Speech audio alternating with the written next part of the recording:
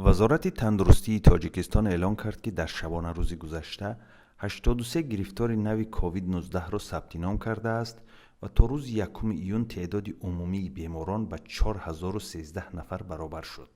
به اطلاع رسمی عین زمان بیشتر از 1814 نفر تحت معاینه قرار دارند و تلفات از همان 47 نفر چند روز پیش زیاد نشده است. در بیانیه رسمی وزارت که در وبسایتش نشر کرد آمده است در یک شبانه روز اخیر 201 نفر پس از شفا یافتن به خانه هایشان رخصت داده شدند. متخصصان به درستی آمار رسمی شبهه دارند و میگویند ممکن است تعداد گرفتاران و تلفات از بیماری در تاجیکستان زیاد باشد. بر اساس فهرست غیر رسمی در اینترنت شمار جانباختگان از کرونا ویروس و التهاب شش بیشتر از 300 نفر را تشکیل می دهد. این فهرست را بر اساس خبر رسانه ها، شبکه های اجتماعی و اطلاع نزدیکان فوتیدگان تهیه می کنند.